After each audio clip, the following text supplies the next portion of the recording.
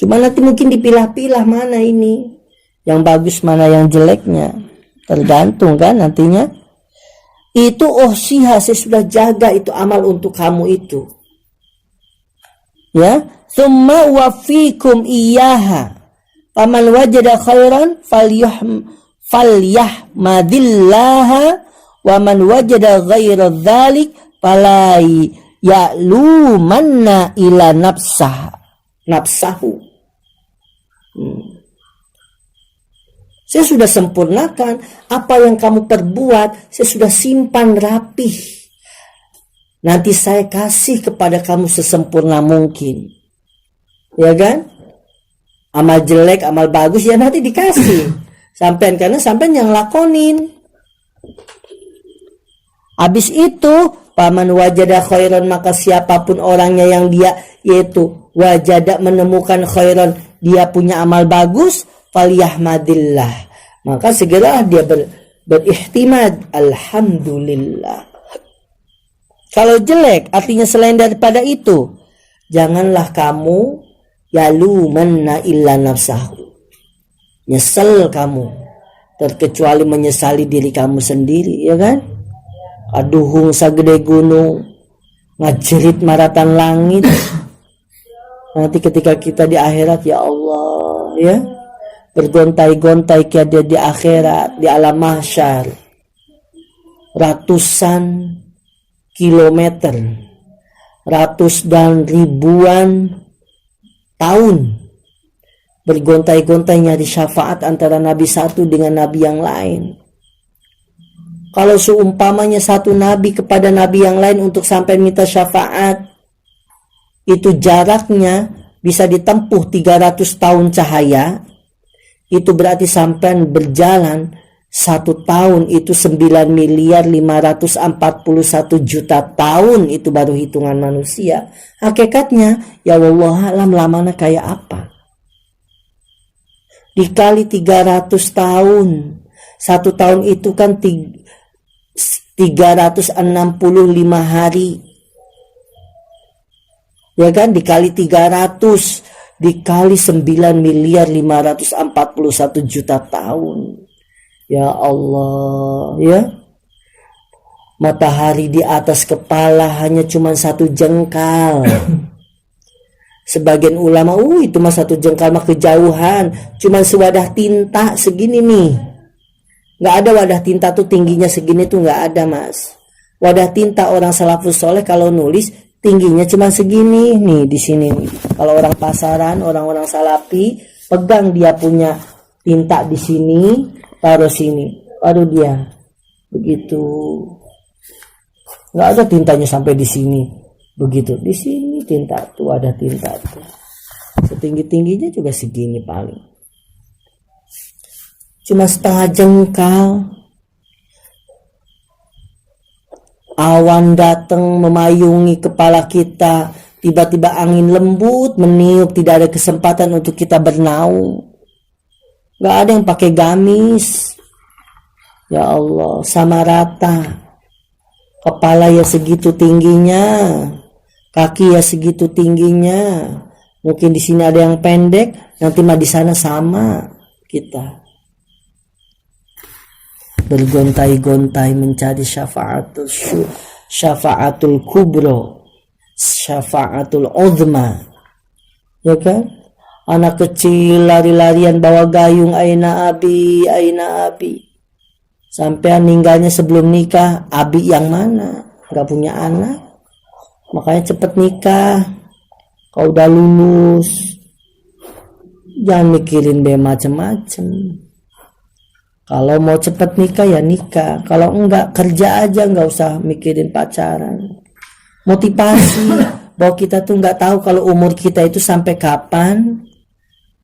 Orang udah nikah pun belum tentu dia Allah kasih amanat anak, karena memang Allah yang maha tahu, ya kan?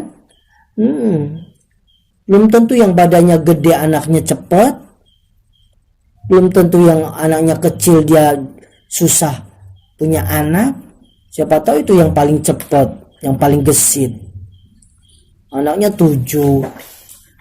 Itu udah nikah, udah Ustaz punya cucu 1. Ternyata dia lebih duluan. Nikahnya belum, cucunya 1. Kan aneh. Berarti harus dipertanyakan itu.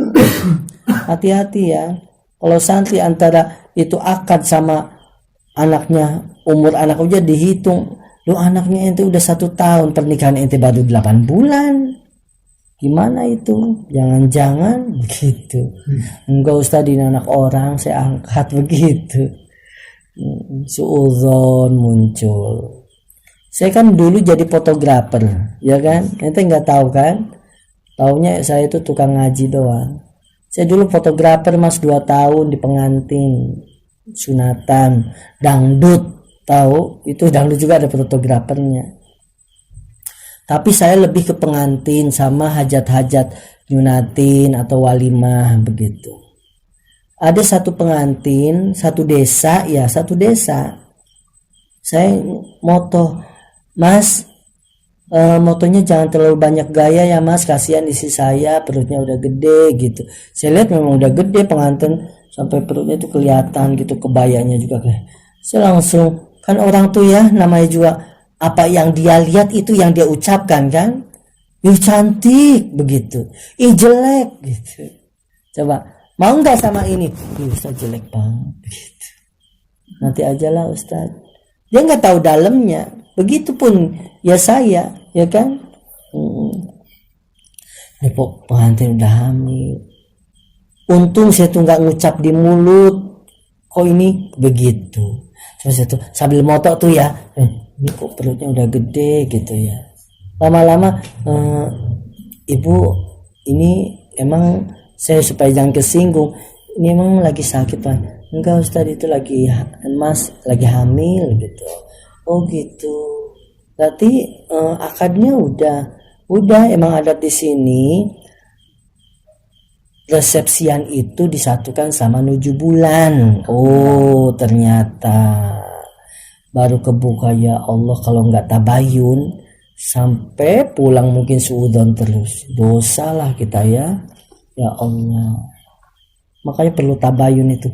Oh ternyata iya Mas, di sini tuh kalau habis akad tuh udah nggak ada apa-apa, yang penting akad ke KUA.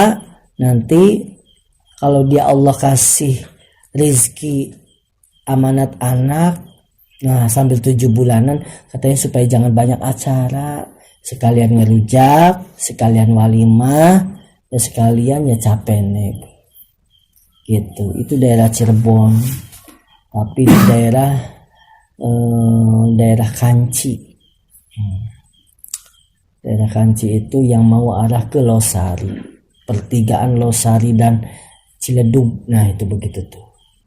Nah di sini tuh namanya daerah Losari. Ternyata memang adat yang begitu. 2 tahun saya setiap puasa, pokoknya saya itu kalau pulang jangan ada prinsip pulang minta uang sama orang tua. Jadi setiap pulang saya langsung ke bos foto, ada proyek enggak? Oh ada nih, mau ngambil berapa panggung gitu kan. Bareng-bareng aja ya sama bapak, nih 1 hari 6 panggung, berarti kita bagi 3. 1 hari itu bisa 3 panggung saya itu. 3 panggung itu maksudnya 3 hajatan.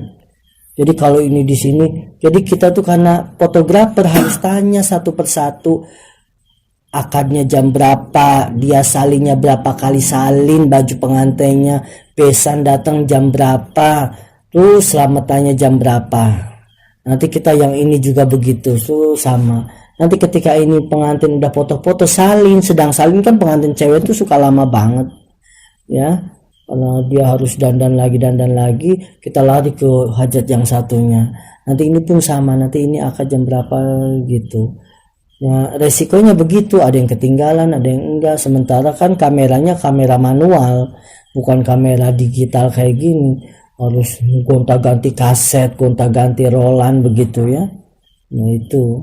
Ya alhamdulillahnya itu dengan saya, walaupun mungkin kecil gajinya 1 roll itu, kan ini 120, saya itu cuma punya uang 20 dari 1 roll. Makanya pintar-pintar kita, ibu ini kan keluarganya banyak, boleh barangkali mau tambah rollnya begitu. Kalau tambah roll berarti kita dapatlah 20 lagi dalam 1 panggung. Jadi 5 hari itu sudah dapat satu hari itu 500 satu hari itu nggak dapat cuman 100.000 jatah saya itu khusus gaji saya. Tapi dari uang rokok kan pasti para fotografer itu setiap kita mau moto ada jatah satu hari 2 bungkus rokok. Karena saya nggak ngerokok, nah rokok itu diambil sama bos saya. Bos sayanya juga kan nggak perokok, alhamdulillahnya itu punya temen tuh nggak ngerokok gitu ya, bosnya nggak ngerokok, jadi dia dikumpulin si rokok itu. Dan ini mah rokok kita simpan barangkali buat sodako orang-orang aja kalau kita silaturahim. Wah mah bapak ganti pakai uang aja, pakai uang. Jadi dapatlah 1 juta selama 5 hari, karena rokok itu sampai 600.000 kadang-kadang. Karena rokok itu tergantung orang ngasihnya, ada yang satu hari dua bungkus gudang garam atau filter ataupun apalah gitu ya, macam-macam. Saya ngerasain itu sampai 2 tahun, setiap pulang begitu lagi. Jadi saya kalau pulang ke sini itu nggak nyusahin orang tua harus minta uang, harus bagaimana. Saya mah belanja sendiri, tempe belanja sendiri. Nanti mau berangkat pagi tuh ya, kita malam tuh udah bikin orek, macam-macam sendiri itu saya. Ibu saya tinggal udah istirahat aja, saya bikin sendiri, sambal sendiri. Jadi bener-bener pure. Kalau ada rezeki beli apa ini buat berangkat ya Mi, ya kumpulin. Habis selamatan ada kuenya saya kumpulin gitu ya. Jadi enggak terlalu menyusahkan. Gak terlalu minta ini minta itu, enggak. Alhamdulillahnya dari mulai di pondok sana itu saya itu begitu, karena enggak pernah minta uang, enggak pernah minta uang. Bapak saya itu orangnya kalau saya bilang 3.000 ya 3.000, enggak pernah dilebihin, enggak pernah apa. Pak mau berangkat minta ongkos, maksudnya ongkos tuh ongkos di sana, ongkos mobil gitu. Tapi bapak saya kalau bilang ongkos berapa, namanya juga ongkos mobil ya 3.000 ya 3.000 dikasih gitu. Alhamdulillah sekarang kita tetap hidup kok, walaupun begini juga ya, ente juga seperti itu. Jadi sampai harus mandiri, apa-apa tuh jangan apalagi udah tua-tua sampai itu sebenarnya udah nyari nafkah sendiri. Kan umur 15 tahun itu kan mukallaf, sudah nyari nafkah sendiri. Terus kan kita di pondok. Nah, karena ente di pondok harus tahu diri, jangan nyusahin lagi, karena ente itu sebenarnya nyari sendiri, begitu loh maksud. Paham ya? Jangan salah paham nih. Gitu. Karena ente sudah mukallaf, tidak boleh untuk minta-minta lagi. Makanya kalau sudah di pondok, udah ada rezeki orang tua mah harus yakin pasti bahwa ngasih. Yang nggak ada sabar, begitu loh. Karena apa? Karena nggak layak sampai itu sebenarnya minta uang tuh udah gede, udah kolot-kolot. Tuh yang orang Kuningan, oh gede begitu masa iya minta duit. Gimana itu modelnya? Udah malu gitu, Kak awak sholat. Ngaca nih, bercermin ngaca. Badan tuh udah gede, masa beli sendal tuh begitu. Belilah sendiri begitu. Dengan cara apa ya? Caranya sampean gimana? Asal jangan nyolong. Gitu. Atau mintanya yang lebih lembut. Udah tahu karena saya itu udah tua, ya udah mintanya yang lembut. Ibu, bapak, kalau nanti ada rezeki, Tom itu lagi butuh ini, tapi kalaupun enggak apa-apa, nanti aja. Ini tapi Tommy punya tuntutan ke sini. Begitu, jangan adalah bahasa halusnya, minta beli sendal dong, begitu. Ngomonglah yang baik. Ibu, bapak, Tommy itu sebenarnya lagi butuh ini. Nanti kalau ibu bapak ada rezeki, kalau lah boleh Tommy pengen beli ini. Tapi kalau nggak ada juga nggak apa-apa, nanti kapan-kapan bisa kok, begitu. Kan nanti lama-lama tuh pasti orang tua kepikiran. Ente sakit mata satu aja tuh kepikiran sebenarnya, cuman ya begitu. Masa wong dawuk, orang udah gede kok begitu manja gitu ya. Ayolah latihan. Nah, saya itu di keluarga dibilang saya ini orang paling mungkin nggak dipercaya kalau saya ini orang bisa hidup sendiri, karena